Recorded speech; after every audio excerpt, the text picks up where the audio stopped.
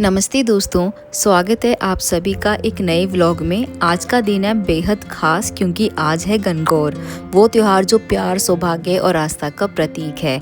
और आज मैं आपको दिखाऊंगी कि मैं कैसे इस दिन की तैयारी करती हूँ और माता ईसर गणगौर की पूजा करती हूँ। तो चलिए शुरुआत करते हैं मेरे साथ इस रंग बिरंगे सफ़र की। तो सबसे पहले आप देख सकते हैं कि मैंने यहाँ मेहंदी लगाई थी, उसके बाद मैं यहाँ पे तैयार हो रही हूँ। यहाँ जो मुझे रेडी कर रही है वो मेरी छोटी बहन है जो मेरा मेकअप कर रही है, क्योंकि मुझे मेकअप करना अच्छे से नहीं आता। मुझे थोड़ा बहुत लाइट मेकअप करना आता है, लेकिन यहाँ मुझे थोड़ा अच्छा लुक चाहिए था क्योंकि ये मेरी शादी के बाद का पहला गणगौर पूजन है, जिसमें हम सभी लड़कियां, हमारे यहाँ पर एक मान्यता, शादी के बाद पहला गणगौर पूजन में हम अपने शादी का आउटफिट पहनते हैं, यानी कि शादी का जो लहंगा होता है वो पहनते हैं। और जो हमारी इम्पॉर्टेंट चीज़ है वो है यहाँ पर शादी में पहने जाने वाली नथ। तो हम यहाँ पहनेंगे शादी का लहंगा, नथ और सारी ज्वेलरी, जो भी जितनी मुझे यहाँ पर आउटफिट के साथ मैच करनी थी वो सभी मैंने यहाँ पे तैयार कर लिए। तो आप देख सकते हैं कि कैसे मेरी मम्मी मुझे तैयार करने में लगी हुई है। वो मुझे ज्वेलरी पहना रही थी। तो ये था मेरा गणगौर का थोड़ा बहुत लुक, जिसे आप देख सकते हैं। पूरा तैयार होने के बाद आप देखेंगे आगे ब्लॉग में कि मैं कैसे पूरी तरह से तैयार होती हूँ।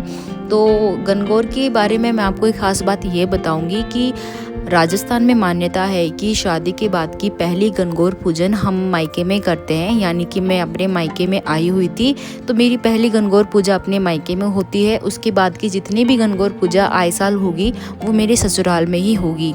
तो ये पहली गणगौर पूजा जो थी, इसमें मैं तैयार हो गई हूँ। आप देख सकते हैं कि कैसे मैंने अपना आउटफिट पहन लिया है।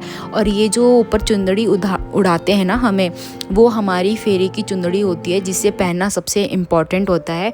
तो इसमें 4 चीज़ें बहुत इंपॉर्टेंट होती है। सबसे पहले तो यहाँ पे शादी का जोड़ा पहना जाता है, दूसरा हमारे यहाँ नथ पहनी जाती है, तीसरा पूरा 16 श्रृंगार किया जाता है, चौथा जो हम फेरे में चुंदड़ी पहनते हैं वो डाली जाती है। इसके बाद ही हम पूजा में बैठते हैं। तो 12 महीने की जितनी भी पूजा होती है उसमें हमें ये शादी के फेरे की चुंदड़ी पहनते हैं। इसके बाद जितना भी हमारे सामान जो जाता है इन लॉज फैमिली में, उसके लिए ऊपर हम 16 बार वार फेरी करते हैं। इससे वार फेरी बोलते हैं। तो यहाँ पे जितने भी रिचुअल्स थे वो मैंने फॉलो कर लिए। और अब मैं जा रही हूँ गणगौर की पूजा करने के लिए।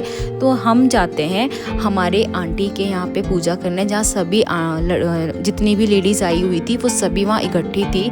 क्योंकि ये मेरी पहली गणगौर पूजा थी, इसलिए इन लोगों ने मुझे सबसे आगे बिठा दिया था। और आप देख सकते हैं कि कैसे पट्टे पे ईसर और गणगौर जी को यहाँ पे विराजमान किया हुआ है। तो सबसे पहले हम 3 चीज़ों की यहाँ पे 16 बार एक बिंदी बनाते हैं। तो सबसे पहले मैंने यहाँ पे लगाई थी कुमकुम की 16 बिंदी, उसके बाद लगाते मेहंदी की 16 बिंदी, फिर आती है काजल की 16 बिंदी। तो कुमकुम, मेहंदी और काजल, ये तीनों चीज़ों की हम 16 गिनती करके 16 बार बिंदी बनाते हैं। उसके बाद हमारी गणगौर की पूजा स्टार्ट होती है, जिसके बाद हम लोकगीत, यानी कि जो गीत गाए जाते हैं वो आंटी लोग गाना गाती हैं, भजन गाती हैं। उसके बाद फिर गणगौर जी को हम अच्छे से श्रृंगार करके शाम को विसर्जन करके आते हैं, जो आप आगे ब्लॉग में देखेंगे।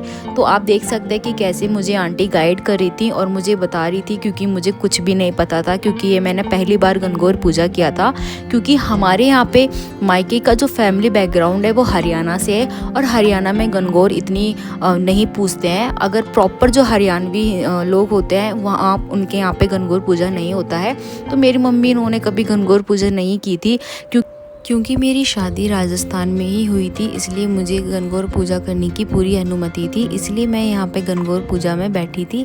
और इसके बाद हम सबसे पहले ईसर और गौरा जी के विराजमान पट्टे को धोते हैं, और इसी के बाद हमारी पूजा जो है स्टार्ट होती है। तो आप देख सकते हैं कि कैसे हम सबसे पहले ईसर गौरा जी के विराजमान पट्टे को पानी के साथ धोते हुए हरी घास के छींटे के साथ हम उन्हें स्नान कराते हैं।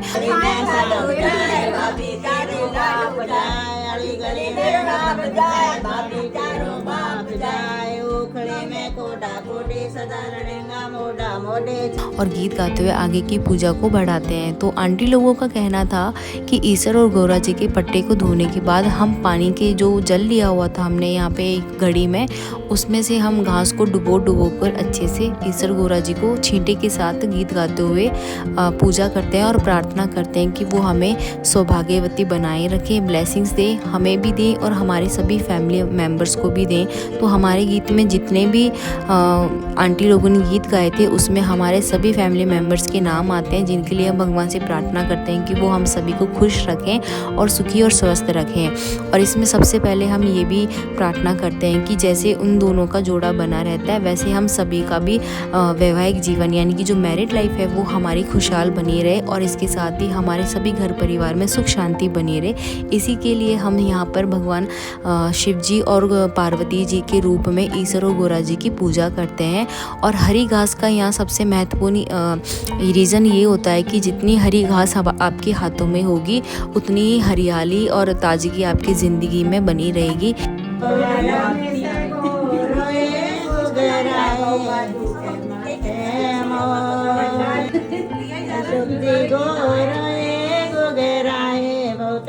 के माथे मोड़ पिंटू गोरोए गुगाए बहुरुचि के माथे मोड़ प्रथम सुबह में गोरोए गुगराए बहु बंदड़ा के माथे